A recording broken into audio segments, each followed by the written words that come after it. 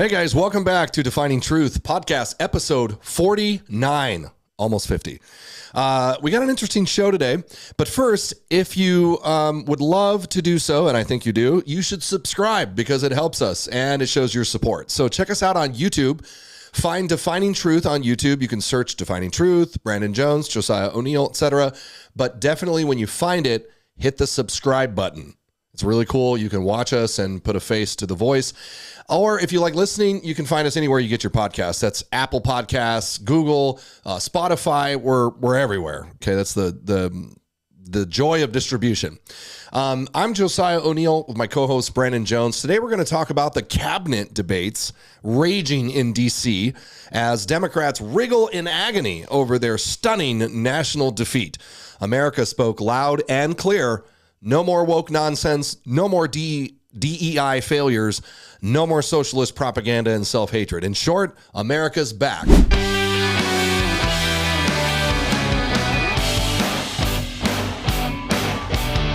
All right, guys, welcome back. Like we said, episode 49. I can't believe it's been 49 episodes. We're almost at our 50th. We should do something special for 50. I don't know what we could do. I'll buy Brandon a coffee. Yeah.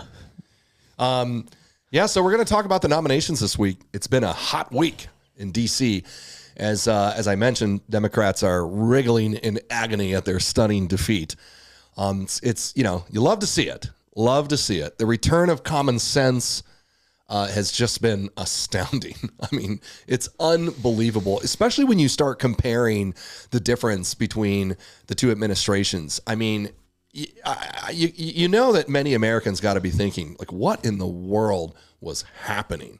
Anyways, 3 nominations we're going to watch closely going on this week as the Democrats attempt to disrupt the American people's will, per usual. Republicans are responding by dropping giant truth bombs. Hold on. I have one here somewhere. Where's it at? Check this out. This is a truth bomb. Dropping a lot of these in D.C. this week. Something that has not been heard in the D.C. area for about 4 years.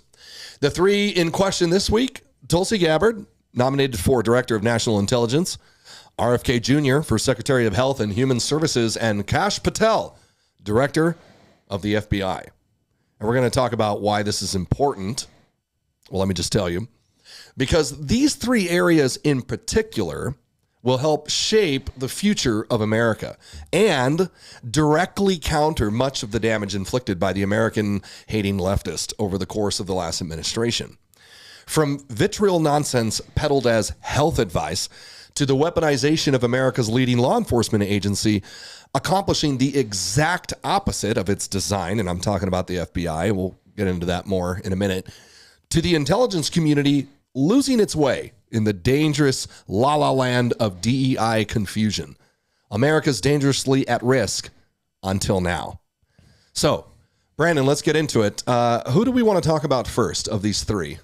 Well, actually, if we could, let's just do a rundown of who's been confirmed so far. Let's do that. Just really quick. So Pete Hegseth, Secretary of Defense, in a historic 50-50 tie broken by Vice President J.D. Vance. He faced allegations of drinking, financial mismanagement, sexual misconduct, but it was he was confirmed, and it was one of the closest votes. Well, I mean, I don't know how you get closer than a 50-50 tie. Anyways, one of the closest votes. He's in. Yeah, for Defense Secretary. Kristi Noem, Secretary of Homeland Security, was confirmed 59-34. She's obviously a staunch advocate for immigration policies and has described illegal immigration correctly, in my opinion, as an invasion. Keyword there, illegal immigration, just so if anybody tries to... And she was out this week. There was a bunch of videos of her riding around with DHS guys, and she's like boots on the ground right away. Cool. She's on the ground, and she will, it'll be a continuation of Trump's border security policies. Sort of a less significant or less controversial one, Scott Bessent, Secretary of Treasury, was voted in 68-29. He defends Trump's tariffs, tax cut extensions, and tougher policies on China and Russia, America's enemies, go figure. Sean Duffy, Secretary of Transportation, 77-22. His focus is on modernizing infrastructure and transportation safety, and he had broad bipartisan support. John Ratcliffe for CIA Director, 74-25 emphasized keeping the CIA nonpartisan and avoiding politicalization. Also, another relatively smooth confirmation, which is surprising for a CIA director, just given today's sort of climate. One that's not listed on my notes, but I know off the top of my head, Marco Rubio was confirmed for Secretary of State 99-0, no opposition. So that should be a good thing and shows huge bipartisan support for his. Getting into the pending nominations, RFK for Secretary of Health and Human Services, Tulsi Gabbard for Director of National Intelligence, and then Kash Patel, FBI Director. The first one on my list is RFK. I don't know if you want to hit that first. Yeah, let's do it. Just some background for those that don't know. I'm sure everybody does at this point. He's an environmental lawyer, and he's known for his vaccine skepticism.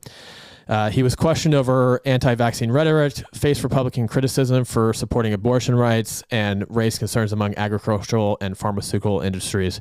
His tagline is it is "Make America Healthy Again." His Senate support is uncertain so far, and he's facing pushback from both parties. Let's dive into why that's happening. I thought one of the most ironic sort of exchanges with RFK Jr. was actually the American Indian, Elizabeth Warren. She goes after him for something about big pharma and money. Do you know that while saying that, she has received just at or over $5 million from big pharma? Yeah, of course. These people are unbelievable, man. Yeah. I just feel like the era of clowning the American people ends with the current administration and who they're bringing in, because they're actually going for common sense and qualification, right? Something that the Democrats have repeatedly attacked. They say, the admin's picks are only because of their loyalty. And it's like, well, yeah, that's a big part of building a team. Are you going to follow the captain? But really what they're attacking is their loyalty to America, because what they're disloyal to is this vitriol anti-American ideology that the left's been pushing forever, which, the American people wholeheartedly rejected during this last administration. But I thought that was funny. Anyways. Yeah. So just Robert Kennedy Jr., his opposition so far, it seems, is going to come from Mitch McConnell, who I cannot believe is still in office. That guy's like 100 years old. Who votes for that guy? A lot of people in Kentucky, apparently. Susan Collins and Lisa Murkowski from Alaska. McConnell, I didn't know this. McConnell's a polio survivor, and he's taken issue with Kennedy's anti-vaccine comments. Which was that in the 1920s? Yeah, probably. And he is going to receive likely support from Democrats Sheldon Whitehouse and John Fetterman, who every time I read that guy's name, I laugh. Fetterman? Yeah, because he's like, he rolls up to the Senate confirmation hearings, or was it in like sweatpants? Yeah, I think it was the inauguration. He was like in basketball shorts. Yeah. It's just crazy. So Kennedy's positions on food industry reform and biomedical research funding have raised concerns among senators from agricultural states and those that ties with the pharmaceutical industry, as we touched on. So it'll be interesting. I think the primary thing with RFK, which we've heard him say repeatedly, is that he has prayed to God, literally, for the opportunity to get America healthy. And he's done that for many years. Specifically America's children. Yeah. Yeah. And he's spat off some very, very important facts, which he is, claiming that he's going to address, mainly that we are the sickest country in the world. Year after year, we come in, as far as chronic diseases, as the sickest nation on planet Earth. Somebody asked him about COVID and all that stuff, and he's like, was very quick to remind them that the average person who died of COVID in the United States during the height of the pandemic had 3.5 chronic diseases. Yeah, comorbidities. It's just like, why would you not want this? And let's just be fair here, right? The Democrats attacking a guy who wants to go after bad things in our food and make America healthy. Why on earth would you oppose someone like that? What reason? And then they want to be like, well, you're only chosen because of your loyalty. Well, the last person in your seat was a dude that dressed as a woman. So talk about priorities and ideology. And the American people, again, like we keep repeating, have rejected that sort of DEI incompetent approach to choosing people based on their allegiance to an anti-American ideology. And we're going back to what is the core purpose of this position: the health of the American people. So I don't doubt that RFK is going to get nominated. I think they're giving him a hard time, much like Tulsi Gabbard, who we're going to get into, because I think the Democrats are sore losers. They're upset that they have lost many people on their side of the aisle who have gotten a sudden injection of common sense and have left these terrible, terrible groups of people. Well, and so that's the bottom line right there. If RFK was still a Democrat and he was being confirmed under the Biden administration for health secretary, they would overwhelmingly support him. Absolutely. Nothing that he's saying, like, we should look into what is being put into our bodies, whether it's red dyes or vaccines. I mean, I'm not anti-vaccine, but yeah, I mean, if the bottom line is if he was saying the same things as a Democrat, there would be overwhelming support. Of course. Are you kidding? Yeah. If anybody said anything about him and he was a Democrat, they'd be like, "Oh, you're attacking a disabled person. Look at his throat disease. You know how he talks and everything." They'd be like, "You're a bigot, and how dare you attack America's disabled representatives?" I can't handle the hypocrisy of the left when it comes to this. Like, if you're a Democrat and you're listening, and I don't mean like the random follower out there, I mean like if you're in a leadership position, you have the opportunity to show the American people that you actually care about them. Because so far, and you'll see as we go through these nominations, we have not seen a single divisive topic or issue. Everything this admin is doing is for the betterment of America and her people, period. And that's like an inarguable point. So, why not kick back? You lost big time during this election. Kick back and help the American people. And it just might actually help you, on the next go around, because everybody will say, wow, they actually did care about America. But this is why they lost in the first place. The Democrats have no clear vision. You could not tell me what they do for you. Their platform is extremely unclear. It's just full of hatred, and hatred for America, hatred for people, hatred for conservatives. I mean, they're really defined by their hatred. And you see that everywhere. You see it in social media, mainstream media. You see it in the choices they make.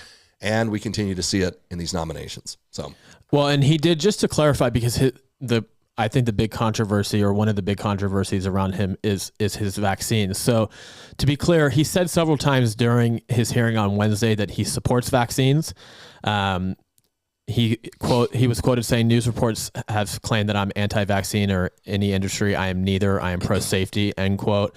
And then he did pledge to a Democrat on the committee, Senator Ron Wyden of Oregon, that to do nothing as HHS secretary, that he would do nothing as HHS secretary that makes it difficult or discourages people from taking vaccines, like for measles or polio. I think a lot of it his opinion on vaccines comes from the rush of the COVID vaccines and the potential harms that came for that for certain groups, like men aged 19 to 25, for example, that were suddenly experiencing inflamed hearts and things like that. So he does support the measles and polio vaccines. Yeah, he has a appropriate distrust for government, not necessarily the treatments, but the ideologues behind these massive pushes, like what we saw during COVID, which was one of the greatest health scandals in history.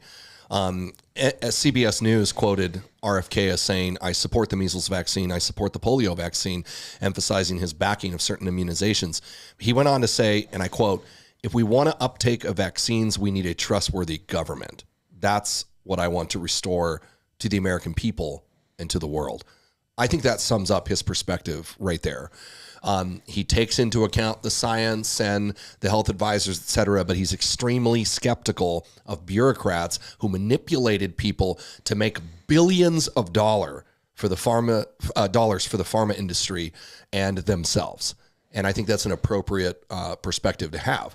So, yeah, I think he'll get. I think he's less controversial than some of the other nominees. So I think he'll get through. I think the Democrats are just being Democrats. All right. Should we move into Tulsi Gabbard? Yeah. So let me open up with with this one here. So Tulsi, let's just give a quick background. She's a former Democrat. Okay. In 2000, there's a trend here happening with former Democrats. In 2022, she left the party to become an independent, and she hung out there for a couple years. And she stated multiple times her disdain for the apparent hatred for America. She was quoted as stating, and I quote, "The Democratic Party is led by fanatical ideologues who don't believe in freedom," end quote. In other circles, we refer to those types of people as anti-American or communist or socialist. Pick your poison. Shh. So Tulsi left to become an independent, and then she further elaborated her decision in a book she authored titled "For Love of Country, Leave the Democrat Party Behind," which is self-explanatory. 2024 comes around. She officially joins the Republican Party, and in 2025 was tapped by the Trump administration to be the director of national intelligence. Now, she immediately came under scrutiny back previously when she was running. Hillary Clinton went after her, called her every name in the book. That's Hillary's style, though, right? She like demonizes everyone. Let's just pause on that for a minute, because Hillary's attacks towards Tulsi were centered around calling her a Russian asset. Right, which is like her thing. Hillary's like, everyone's a Russian, as opposed to Hillary, who was an Iranian asset. Or no. The irony is Hillary actually did that, right? Yeah. Like her people like faked a dossier and were actually the ones committing crimes and deleting emails and all of this nonsense. So it's just, again, the hypocrisy is astounding. But she really, and I mean, this is my opinion, I feel like the Democrats, this is a sore subject for them because she was a Democrat, right? Her sort of leaving and being behind the curtain on the inside and then coming out into the open and saying these people hate freedom, that bothered them. And I don't think that they've ever really let that go. They really have a disdain for her, which is evident in these hearings. Notably, though, and we talked before the show quite a bit about this, notably, everyone's taking issue with her Edward Snowden comments. So not to skip over this for the sake of truth, in the past, she has made comments claiming Snowden was a hero and a whistleblower, etc. She's now walked that back, and but I want to let's extrapolate this here for a minute. So during the years, this is like during the Obama years, right? You had several incidents of people that leaked information that were driven by all of this anti-American vitriol that started popping up. Snowden is one of them. Another one we talked about was Bradley Manning. He ends up, becoming transgender in jail after his arrest. He did the same thing, though. He released almost 1 million classified documents. They were diplomatic and defense documents, and was arrested. Of course, Obama, again, the hypocrisy here with them talking about Tulsi. Obama pardons Manning, right, and commutes his sentence, which is mind-blowing because he literally just did what he did. It was black and white. There was no discussion or argument. So during those years, though, you saw a lot of, as we've discussed on this show before, insider threats that were generated, or at least the catalyst for them was all of this anti-American rhetoric that the Democrats espoused. It was really the Obama administration that first brought it was like this cataclysmic shift in the Democratic Party from kind of American to full-blown anti-American and socialist. And all of their rhetoric, all of their propaganda was like, America's bad, America's racist, the government's bad, the government's racist, DEI, everything started shifting towards this sort of progressive Marxist way of doing things. And as a result, it created a lot of insider threats. These people were virtue signaling, self-righteous liberals who thought that it was their obligation, because the Democrats told them to, and CNN backed it up, to, tell the world about the big bad Republicans and the government. Tulsi now, specifically talking about Snowden, has walked it back quite a bit. I mean, I want to read you a quote. Let me pull it up so I don't mess it up. But basically, she said that, well, I can't find the quote. Where is it at? I can't find it, but here's basically what she said. She said that she didn't agree with the way that Edward Snowden did it, that he could have come to an intelligence committee, he could have approached members of Congress, et cetera, and he didn't, and he broke the law. That's what she's stating. Now, the kickback on that is that she had previously, referred to him as a hero. Here's what I think. This is just my opinion, right?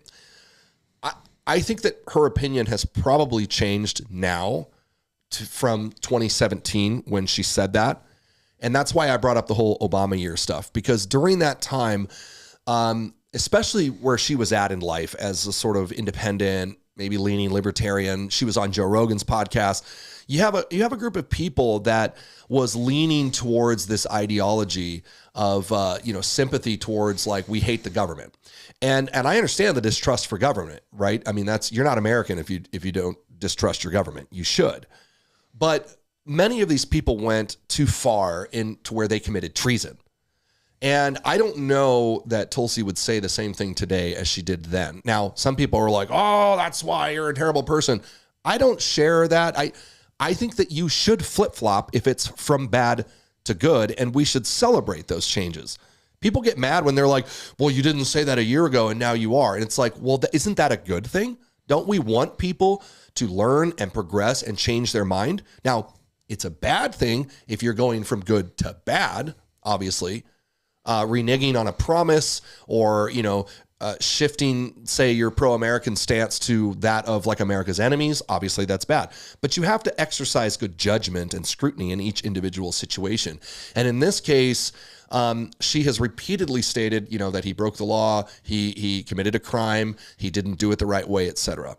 So, well, I will say, just to take the other side of this. So it was a little bit more than just comments. So in 2019, she did state, if it wasn't for Snowden, the American people would have never learned the NSA was collecting phone records, spying on Americans. Okay, true.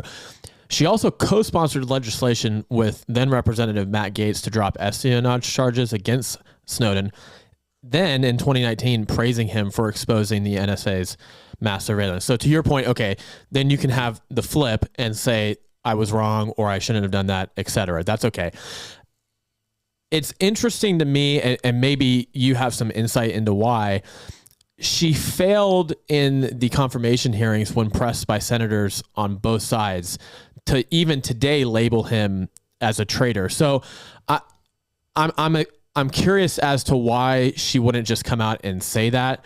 She's instead focused on preventing future unauthorized disclosures. Now, maybe in a Senate hearing where it's very hot and intense and there's a lot of back and forth, that's not the time to do that. I would love to have her maybe go on another 3-hour Joe Rogan podcast and explain exactly what her difference in opinion on that is now compared to what she was thinking, 4, 5, 6 years ago. It just seems weird to me that she just wouldn't come out and say that he's a traitor if she's going to be in a position of director of national intelligence. It would seem like that would be kind of a softball question from maybe a supporting senator to give her that question. Her say, "Yeah, of course I think that." So I don't know why she wouldn't. Yeah, and hopefully she learns this going forward. I mean, she probably will get confirmed, is my opinion. And as the one of the highest people in the world as far as IC community goes at ODNI, you would hope that the importance and the gravity of this situation is understood. I mean, the fact is he did commit treason. So let me just share my opinion on Snowden and why. And Brandon, we talked about this a little bit before the show. So as I mentioned, during the Obama years, there was a lot of insider threats generated by ideology, right? Stuff that was propagated in the mainstream media. Places like CNN repeated a lot of nonsense. And okay, so people thought it was justified to commit treason against their country. Now, there is a true and right place for whistleblowers when observing wrongdoing, okay? But the age of social media has kind of convinced your average teenager that they are above everyone, or I should say that no one is above them, right? That they should be able to do whatever they want. There's no process. I can do as I please, say as I please. And you kind of see this mentality in people that I can mention, like Bradley Manning, and then in Edward Snowden, where he didn't like something that he saw, and it was mainly the NSA and what their domestic activities, right? But let's put this into perspective. You joined a spy agency. Yeah. So you're upset that they're spying and you don't like one particular area of that was domestic, and you personally thought that wasn't right. Never mind the process it took to implement it and FISA, et cetera, et cetera. So I agree with Tulsi when she said, he should have done it the right way. And I would support that. I support whistleblowers through a process that doesn't endanger American lives. That's not what Snowden did. No, it was sort of misguided individualism. I mean, it's like you don't like something that's, to simplify it, he didn't like something that was happening at his workplace or that his boss was doing. And instead of appropriately approaching that subject and going through the proper channels, he kind of like, for lack of a better term, whined like a baby and then exposed, And he joined our enemies. And then he goes to Hong Kong, China, we talked about it for a long time before the podcast. He was only there for 2 weeks. So Hong Kong, China maybe didn't find him useful. And then he goes to Russia where he's been, for over a decade. So I think just to circle back to the Tulsi Gabbard, it's the same thing with RFK Jr. If she was still a Democrat saying all of these same things, they would love her. The problem is she was a rising star for the most part, up and coming in the Democrat Party. She decides that the Democrat Party that she grew up in has lost its way. She joins the Republicans, and now she's like public enemy number one, and the Democrats are still stuck with they're just hypocrites. AOC, who's basically like a nothing burger. Yeah, so that's why I pointed out her. that they have such a big problem with her opinions on Snowden. And up to this point, that's all they were. It was just opinion on a talk show. That's it. When the Democrats, actually took action. They pardoned a traitor named Bradley Manning. So they're such hypocrites. But to be clear, just I want to explain this because maybe everybody's not familiar with, the intel community or how this goes. But like what Snowden did was straight up treason. It wasn't a whistleblower thing. He went to America's enemies. So follow this, right? You love your country so much, you betray them. How does that make any sense? And if you think for a minute that you can go and live in one of America's, one of the greatest opponents that we have, right? You have China, you have Russia, they're up there on that list. If you think that you can go and live there and hang out for free without giving anything, you are out of your mind. You clearly don't know anything about the IC or how that works, right? Like he chose to do a walk-in somewhere. He obviously communicated his intentions. And, you asked me earlier, well, how is he there? He's in Russia doing panels, making money. Yeah, that's because he got a full debrief, obviously. He left NSA and Russia was like, sure, you can stay here, but you're going to tell us everything you know. It's called treason. That's what he did. And I don't understand why that's, celebrated or like he straight up is a traitor. I don't have a high opinion of him, and it sets a very, very bad precedent for our intelligence community that, okay, if you see something you don't like, then address it appropriately. You don't go and commit treason and endanger American lives. The information that he leaked definitely got people killed, 100%. Yeah. And then I don't know if you, I don't know if you want to get into it in depth, but another point of contention for opposition, people who are opposing Tulsi, is this 2017 meeting with the Syrian dictator Bashar al-Assad has sort of been a focus point of concern. I don't know if you want to touch on that. I didn't know anything about it, but just some background, I guess. She, in 2017, when she was a congresswoman, she kind of sort of undertook this self-described fact-finding mission to Syria and Lebanon, during which time she met with various political and religious leaders, including a, quote, unplanned meeting with then Syrian President al-Assad. Her purpose for the meeting, or her sort of assessing, or her attempt to assess the situation, was to gain firsthand insight into the Syrian conflict by speaking directly with parties involved, advocacy against U.S. intervention. She previously introduced legislation to end what she termed the illegal war to overthrow the Syrian government. Is this a normal thing to do as just a sort of congresswoman, to go meet with a leader like this? Is this a big deal? Not a big deal? You have any opinion at all? Or yeah, so it's not unheard of. This is part of the purview of elected officials. They do stuff like this sometimes, and sometimes it's celebrated and sometimes it's not. I think it fits perfectly into the narrative that we're describing of her sort of transition from liberalism into common sense. That journey had to pass through the wildly sort of ignorant land of libertarianism. Like it had to go through that, like, who am I? What am I doing? It was like a coming of age story, right?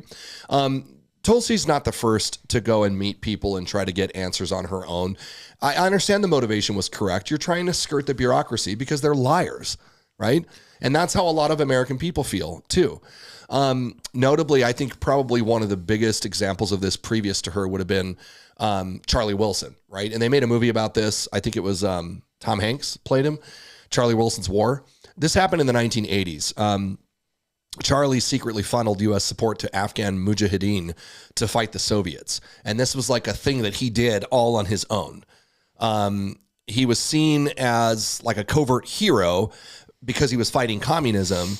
And then later he was criticized when the mujahideen evolved into the Taliban and became Al-Qaeda, right? So it's like, you know, she's not the first one to go have a discussion with someone. Her reasons included she wanted to know the truth, right? She didn't like that there were Christians and other minorities being hunted down by Islamic jihadist groups who the U.S. was backing because we wanted regime change. So again, it fits perfectly in a Joe Rogan podcast, right? It's like the typical person who doesn't like the government but has never worked in public service and doesn't understand like how the world works. There's this sort of like confusion. I don't have a problem with her going and trying to find out. I think the real question is, well, what did you do with the information that you found, right? Yeah, so her critics of this meeting argued that by meeting with Assad, she sort of like legitimized his human rights violations. And then the trip was funded by a Cleveland-based Arab American organization sympathetic to Assad. Her justification was exactly what you said, which was a pursuit of peace. She emphasized the importance of engaging with all parties to achieve peace, stating, quote, we've got to be able to meet with anyone that we need to if there's a possibility that we could achieve peace, end quote. So again, probably the right idea, maybe poor timing or poor execution. But well, and I don't necessarily, I'm not on the bandwagon of hating anyone for having meetings. The Democrats do this all the time, right? They don't want anybody to talk to Putin. They hate when Trump talked to Kim Jong-un. So that's what I was going to say too. So like, okay, you legitimize, quote unquote, legitimize him for his human rights violations. Okay, well, Russia commits human rights violations. Iran does. China. North Korea. But you have to meet with these people because if you don't talk to them, that's called isolationism. Yeah. And then we've seen, like we've said a number of times on this podcast, why that doesn't work. Well, it's the whole cancel culture thing, right? It's like, well, if you met with them, you must agree with everything they say. It's like, no, sometimes you have to talk with your enemies. It doesn't imply anything, you know? Yeah. I think actions speak louder than words, and I think that's where it's going. I mean, at the end of the day, I think that Tulsi's heart is in the right place. She's clearly been on a journey. Leaving the Democrats was an amazing decision and pointed her in the right direction. And now she's come all the way to being aligned with the current administration. And that's the bottom line, right? And this is what the left is so obsessed with their cancel culture, like you're all or nothing, you're with me unto death. They're purist with Marxism, right? They don't understand how an administration can build a coalition of diverse perspectives and views. RFK Jr., Tulsi Gabbard, they're people that are different, and then they criticize their loyalty to Trump. And it's like, well, that's the whole point. If you're going to join a team, you got to follow orders, right? Yeah. And they're still accomplishing their mission, but they agree. It's not blind loyalty. It's agreement. Yeah. Right. It's like someone being mad at me because I love my country. And it's like, well, this administration loves our country too. So you're a puppet. It's like, no, we both just love our country. So we agree on the best way to get there. If you don't have that, you don't have a team. So I don't understand why that's a negative thing. All right, so moving into Kash Patel, who's a nominee for FBI director. So there's partisanship concerns with his past involvement in efforts to discredit investigations. This made me laugh. We talked about this earlier too. So Patel's past involvements in efforts to discredit investigations into Russian interference in the 2016 election has led to concerns about his objectivity and potential political bias. Okay, the thing with this is the Russia interference has already been debunked. So there's no, his effort to discredit it, it worked. It was discredited. Yeah. They were liars. Yeah, they were lying about that situation. Yeah. Another scrutiny and opposition point is his FBI reform plans. His proposals to overhaul the FBI and potential impacts on the agency's independence have been scrutinized by senators from both parties. Notable senators who are opposing, none have come out in publicly named opposition, but concerns have been raised, like I said, by members of both parties regarding Patel's potential plans for the FBI. Some Republican senators have expressed support, emphasizing the need to reform. I think we can both agree after this last administration, the FBI needs a huge overhaul in the way that they operate business, especially with the 51 intelligence officers, some of which were from the FBI, that basically lied on the dossier or whatever it is. I'll let you get into that. Yeah, I mean, the bottom line is he's disrupting the swamp, and all these people are upset at him because he talks about the deep state and the weaponization of DOJ, and they're like, look at these conspiracies, and you're like, well, that's exactly what the deep state would say. Yeah. You know, like he's exactly the kind of person that they don't want exposing the truth. And again, his mission is very simple: get the FBI back to what it's designed to do. Right? To protect the American people as the premier law enforcement agency at the federal level. They go after corruption. They go after spies. And that's not what they've been doing. Over the last several years, they've been completely focused on their political opponents. Literally, the Biden administration used the Department of Justice to listen, this is how bad it is. They didn't go after homegrown terrorists or ISIS or, espionage threats. No, their main focus was people praying outside of abortion clinics and putting them in jail, or going after the main political opponent in a presidential race. Absolute tool bag communist type tactics. And that all needs to go. And Kash Patel is the guy to do it. I mean, he has a long history. This is, again, why they don't like him, of criticizing bureaucrats. He drafted the 2018 Nunes memo, which alleged misconduct by the FBI when they obtained surveillance warrants during the Russia investigation against Trump.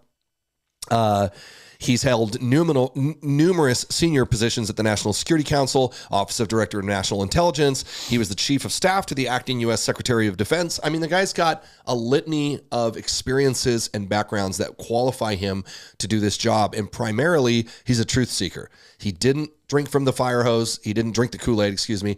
He didn't agree under threat of penalty.